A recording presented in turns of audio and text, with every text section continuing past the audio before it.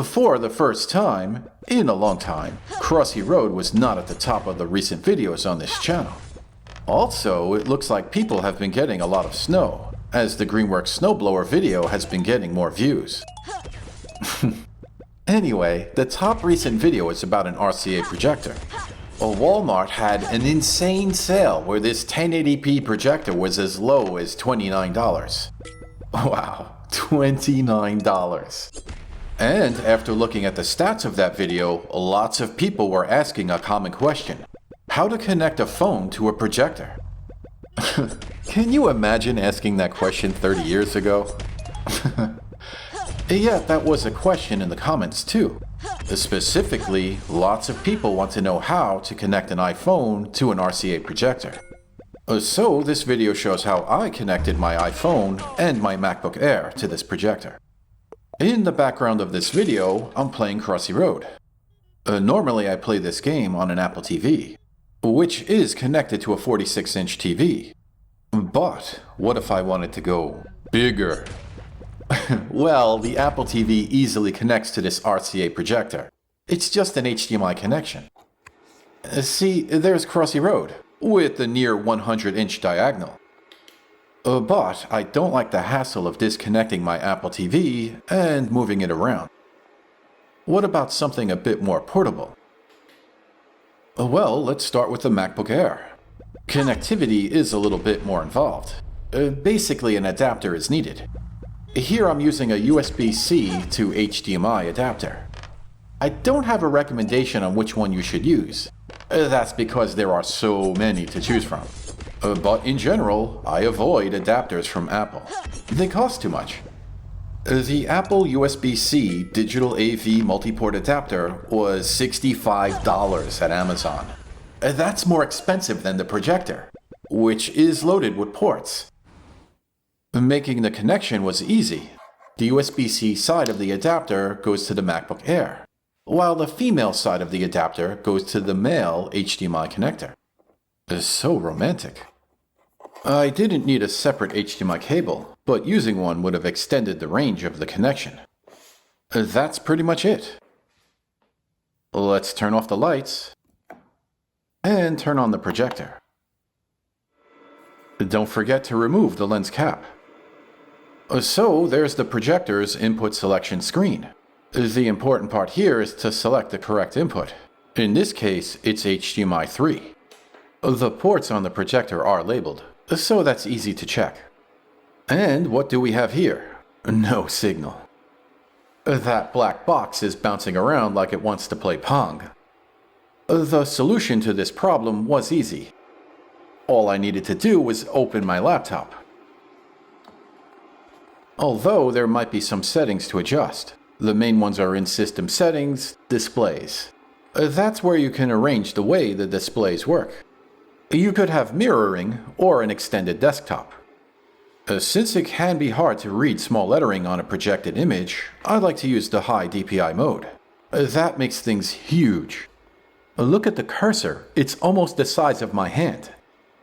The point is, if you're having trouble with connecting your Mac laptop to a projector, System Settings is one of the first places to check. Another common problem I have with this setup is that there's no signal, even though the laptop is physically connected to the projector. Unplugging the cable and then plugging it back in again usually fixes that problem. That's not the only problem though. It can be distracting to have both the laptop and the projector displaying the same image. What if you don't want an additional light source in a dark room? What if you simply want to close your Mac laptop and only use the projector? Well, when I tried that, both displays went off. The projector lost the signal and the MacBook went to sleep. To solve that problem, I changed an option in the battery settings. All the way at the bottom of that System Settings section, there's a button called Options. That's where the Prevent Automatic Sleeping on Power Adapter when the display is off setting can be found. When I turned that on, I could close the lid, but the projector would still be projecting the Mac image. This is called Clamshell Mode. Although it wasn't working unless I plugged in the laptop to power. Once everything was set up, the fun could begin. I wanted to play Crossy Road. It certainly was playable, but not quite perfect. This is where the Nintendo Switch enters the conversation. There are rumors on the internet about the next Nintendo game console. Specifically, how much RAM is it going to have? The current Nintendo Switch has 4 GB of RAM. So if a successor has double the RAM, that's 8 GB of RAM. Is that enough for today's games? What about the games in a few years from now? At first, that amount of RAM seemed kinda low to me, as the PlayStation 4 shipped with 8 GB of RAM 10 years ago. But after thinking about the problem, perhaps I'm more disappointed with Apple. How do you pair a base M2 Mac Mini with 8 GB of RAM? Why has the base Mac Mini been shipping with 8 GB standard for so many years? That problem by itself doesn't really bother me, but these Macs are not designed to be upgraded, and Apple charges way too much money for additional RAM when configuring a new Mac. That's the problem. To go from 8 GB to 16 GB on the latest Mac Mini is $200. Just 8 gigs more. That's $200. I can get a whole computer with 8 GB of RAM for less than that. That's right, folks. The Raspberry Pi 5 was in stock at Amazon while this video was being created. Anyway, the point is that even though I'm using a fancy M1 MacBook Air, of course with 8 GB of RAM, and macOS is even running in game mode, which is supposed to prioritize game performance, the performance was not that great. Look at this lag. Just to load a small explosion causes a significant delay. Overall, the game was playable, but this is not an optimal setup. The Apple TV was a better experience. So, hardware specs are not everything. First, since I'm running Crossy Road from a Mac, the display is 4:3. We're not maximizing the available space. That's because the app is not native to macOS. That's the second problem. This is the iPad version of the game. So, why not just use an iPad or an iPhone to play Crossy Road? That brings us to the next part of the video, connecting an iPhone to the projector. I'm using an iPhone SE 2nd edition, which is why a Lightning to HDMI adapter was used.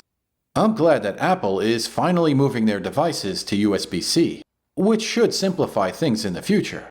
But for now, I'm just using this adapter cable. One side connects to the iPhone, and the other side connects to the projector. Easy. And immediately, I'm playing Crossy Road. Also, here's another side note. In a previous Photics TV video, I thought this was a glitch. Matt Hall posted a reply and explained that this is the intended perspective. The Monument Valley characters are supposed to go sideways like that. It's to match the look of the original game. I thought something was broken because I thought the Crow was switching perspectives between normal mode and Monument Valley mode. Yet, I'm not able to recreate that problem here. Vertical? Landscape? Either way, the game looks fine. Nice work, Hipster Will. Although this is an area where the game can be improved. The game could not detect that it was being displayed on an external device. Instead of mirroring the game, the iPhone screen could display a controller-like interface. There are iOS games that take advantage of this, and it can be quite amazing. It could also be disappointing when an iOS game is not optimized for external display. That's why I mentioned the Nintendo Switch. Even if the specs are not amazing, the versatility is outstanding. I wasn't having fun with all of these cables and adapters. That's another reason why I think Crossy Road should be on the Nintendo Switch. Even though I was able to connect my Mac laptop and my iPhone to the projector, Crossy Road like this was not as entertaining as I imagined. It didn't feel natural. But this can be a good setup for making presentations or watching large Photics TV videos. So that was nice.